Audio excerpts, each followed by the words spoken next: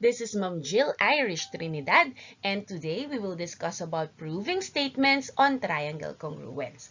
So this is the continuation of last week's video about proving triangle congruence. Kung last week, pinuprove lang natin na yung dalawang triangle ay congruent, ngayon, after nating ma-prove na dalawang triangle ay congruent na, may mga statement pa tayong ipuprove. Okay, so this is the continuation. Okay, dahil ito ay continuation naman ng last week, mag-start na tayo agad sa ating examples. So let's have the first example. Consider the given overlapping scalene right triangles. Ito yun, dalawang triangle na ito. And you have the given that DA is perpendicular to AB, and CB is perpendicular to AB, and DB is congruent to CA. You have to prove that angle ADB is congruent to angle BCA. Okay. Last week, meron pa tayong 3 steps. Write the given and what you need to prove for step 1. Planning for step 2. And 2-column proof for step 3. Now, since continuation na to, na-practice nyo na yan last time, focus na tayo ngayon, diretso na tayo ngayon sa 2-column proof. Okay. As I have mentioned last week, when you are writing a 2-column proof, you always start with the given. Okay, iisa-isahin natin ngayon yung given kasi bawat given ay magkakaroon ng corresponding next statement. So let's start with the first one. Ano ba ang unang given natin dyan? Okay, we have the given that DA is perpendicular to AB. Now, ask yourself, ano naman kung sila ay perpendicular? Anong maiisip natin pag sinabing perpendicular? Ano bang ibig sabihin ng perpendicular? Okay, pag perpendicular po, ibig sabihin, nagpo-form ng 90.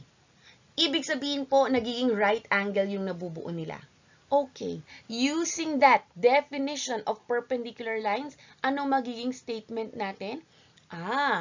Dahil perpendicular si DA at si AB, pwede kong sabihin na si DAB ay right angle. Okay. Now, nasabi ko na right angle ito, wala na akong ibang pwedeng sabihin, therefore, balik ako sa aking given. So, third statement would be, CB is perpendicular to AB, and that's the given. Now, katulad kanina, kung sila ay perpendicular, ibig sabihin, si CBA ay right angle na rin. Si CBA ay right angle. Ang reason natin, kasi sila ay perpendicular. Therefore, ang reason natin, definition of perpendicular lines. Alright. Now, kung right angle si DAB at right angle din si CBA, what else can I say? Okay, remember we are considering triangles here. And kapag yung mga triangles ay merong 90 degrees or merong right angle, what can we say? So, let's have the next statement. Okay, ang reason na binigay sa atin is definition of right triangle. Yes, okay, dahil right angle na yung binigay dito, kung meron ng right angle ng isang triangle, ibig sabihin sila na ay right triangles. So, we can now say that triangle DAB and triangle CBA are right triangles. At ang reason natin, definition of right triangle. Okay. Now, mula doon, kita naman natin that side AB is congruent to side AB. At ang reason natin, di ba, kapag yung isang part ay equal sa sarili niya, reflexive property. It's like looking at the mirror. Okay. So, meron na tayong right triangle DAB, right triangle CBA, tapos AB is congruent to AB. Okay. Ano na pong next, ma'am? Okay. Medyo wala na tayong masasabi dito. Ibig sabihin, balik tayo sa ating given. Okay. Now, ano ba yung next na given? Natira. DB is congruent to CA. Okay, DB is congruent to CA, DB and CA. Ito na ngayon. Kung babalikan, dalawang right triangle, ibig sabihin I can use the right triangle theorems. Now, ano ba yung mga given na meron ako? Meron akong AB is congruent to AB. And this is the leg of the right triangle. Meron ding sinabi na DB is congruent to CA, and these parts are the hypotenuse of the right triangles. So, pwede ko nang sabihin that triangle DAB is congruent to triangle CBA. Anong magiging reason ko? Diba ang meron tayo? We have one leg and one hypotenuse. So, meron tayong hypotenuse leg congruence theorem or the HL congruence theorem. Now, kung sila ay congruent, then pwede ko na bang sabihin that angle ADB is congruent to angle BCA? Yes. At ang reason natin, of course, ang ating laging tinatandaan, the so-called CPCTC or the corresponding parts of congruent triangles are congruent. Remember, once na congruent na yung triangle, pwede mo nang sabihin na congruent na rin yung other corresponding parts. And your reason would be CPCTC. Okay? I hope na gets ang number 1. Let us now proceed with example number 2. Ayan. Consider the figure at the right. Ito, triangle AVE is a right triangle and VS is perpendicular to AE. S is the midpoint of AE. Prove that triangle AVE is an isosceles triangle. Okay, so let's start it. Okay, so as I've said, we always start with the given. So, ang unang given natin, VS is perpendicular to AE. That's our given. And since perpendicular sila, anong ating magiging next statement gamit ang salitang perpendicular? Okay, katulad kanina, kung perpendicular, ibig sabihin, pwede nating sabihin that angle ASV and ESV are right angles. Kasi perpendicular sila, so yung nabuo natin, right angles na. Okay, next. Sinabi rin na ASV is congruent to ESV. Paano kaya natin nasabi na congruent sila? Paano nasabing congruent po? Diba sila ay right angles? So, ang next statement natin, congruent sila. Anong reason? Meron tayong right angle theorem. Right angle theorem saying that all right angles are automatic congruent. Okay, now, next given na tayo. Ang susunod na given na meron tayo is S is the midpoint of AE. Ang susunod na tanong, ano naman kung midpoint? O, di ang next natin agad is definition of midpoint.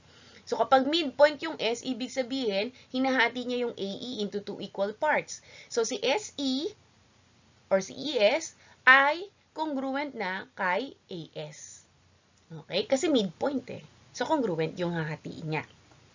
Now, pwede kong sabihin that VS is congruent to VS. Anong reason natin? Kapag yung part ay congruent sa sarili niya, parang nananalamin, nagre-reflect. So, meron tayong reflexive property. Okay, next.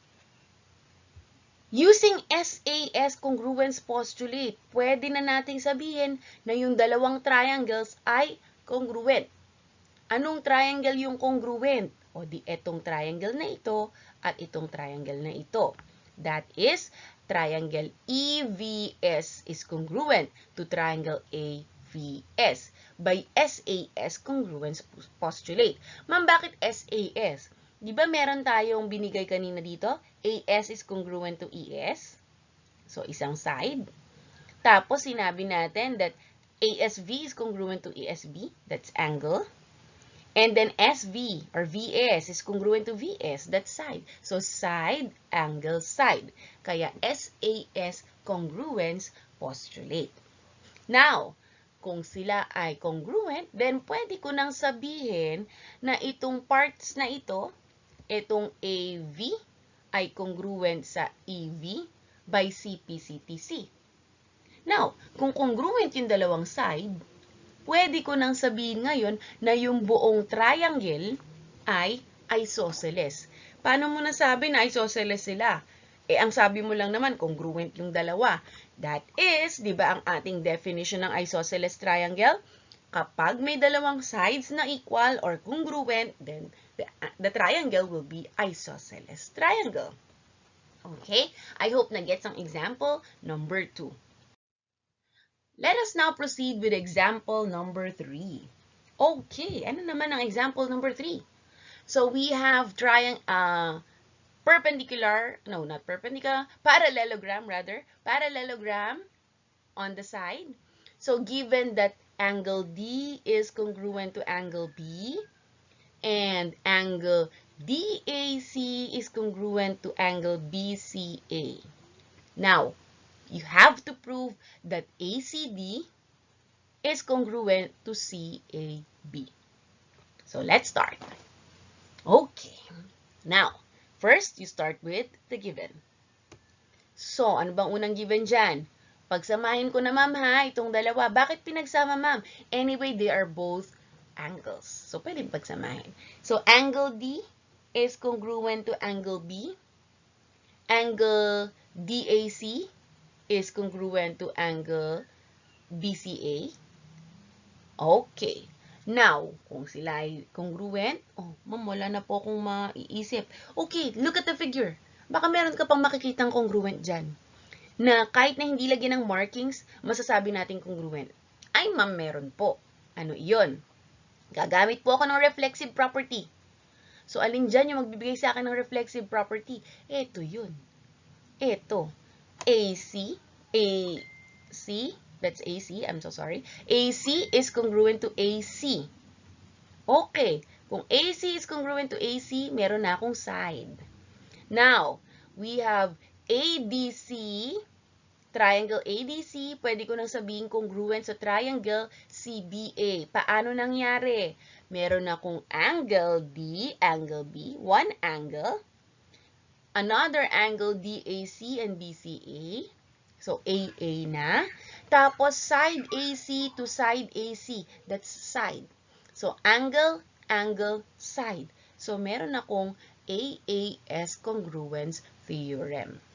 Okay. Now, kung congruent na yung yung dalawang triangle by AAS, then, pwede na nating sabihin na angle ACD is congruent to angle CAB. That is by CP-CTC.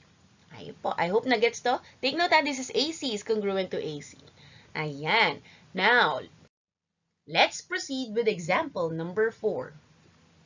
Ayan. In the given, DB is congruent to OY.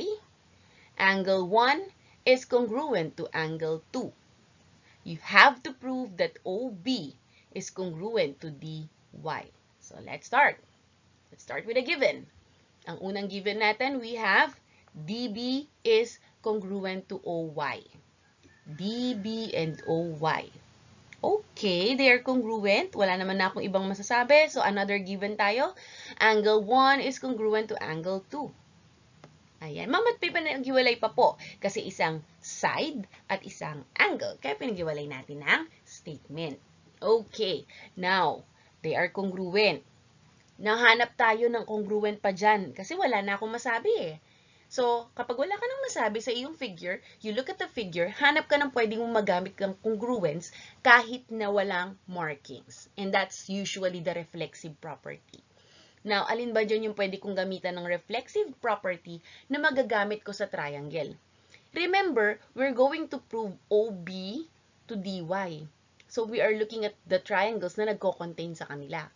So, by reflexive property, pwede kong masabi na BY is congruent to BY. Okay? Pwede rin naman OD is congruent to OD. Okay? I just chose this one para bigger triangle yung nilulook natin. Okay.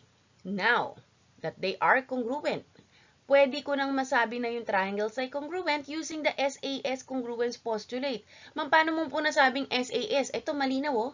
Side, itong DB to OY. Angle, itong angle 1 to angle 2. And side, BY to BY. Ma'am, anong triangle po yung kinukuha nyo dyan? Ito yung triangle na yan. Di ba? DB to OY. So, DB, tapos angle 1, tapos side. So, side, angle, side. Therefore, ang triangles natin, triangle BOY is congruent to triangle YDB. Okay, now that the two triangles are congruent, pwede ko nang masabing yung parts ay congruent. So, pwede ko nang gamitin yung aking proof na OB is congruent to DY by CP, CTC. Okay, I hope naintindihan. Let's now proceed with our fifth example. Okay, example number 5. Given DL is congruent to AL, and E is the midpoint of DA. Prove that angle 3 is equal to angle 4. Okay, so let's start it. Our first given is that DL is congruent to AL. Given yan. Kung sila ay congruent, what can we say? Wala pa mami. Then we proceed with another one, which is DAL. Itong triangle DAL is an isosceles triangle. And that is because of the definition of isosceles triangle saying that if two sides are congruent, then the triangle is isosceles triangle. Okay. Now, ma'am, isosceles na. Ano na po ang susunod? Kung isosceles na binigay natin, pwede tayong gumamit ng isang theorem, which is, masasabi natin na angle 1 is congruent to angle 2. Ma'am, bakit? Diba, galing tayo sa isosceles triangle? So, pwede nating sabihin, nagagamit tayo ng isosceles triangle theorem. Ano bang sinasabi ng isosceles triangle theorem? Kapag ang triangle ay isosceles, yung dalawang sides ay congruent, therefore, yung dalawang base angles, etong angle 1 and angle 2, are congruent na rin. Okay. Now, meron na po akong side, DL and AL. Meron na rin po akong angle na angle 1 and angle 2. Ano na pong isusunod ko? Wala na po ako ibang makita. O di, balik ka kay given. Ang sabi ni given, E is the midpoint of DA. Kung midpoint si DA, anong mangyayari? Ma'am, pag midpoint, inahati po ito 2. Yes. So, pwede kong sabihin, using the definition of midpoint, that DE is congruent to AE. Okay. Meron na akong side, angle, side. So, pwede ko nang sabihin ngayon that triangle DEL is congruent to AEL. By what theorem? Nabanggit ko na, or postulate, side, angle, side. So, that's SAS congruence postulate. And since the two triangles are congruent, then pwede ko nang sabihin ngayon na angle 3 is congruent or equal to angle 4. At ang reason ko, CP-CTC. Ayan, I hope na intindihan. Meron po bang mga tanong? Ayan. Alam ko po na medyo mahirap ang paggawa ng two-column proof, pero syempre with more practice, that will make you better. Okay? With that, mukhang okay naman na ito. Thank you so much and nawa ay may natutunan. Bye-bye!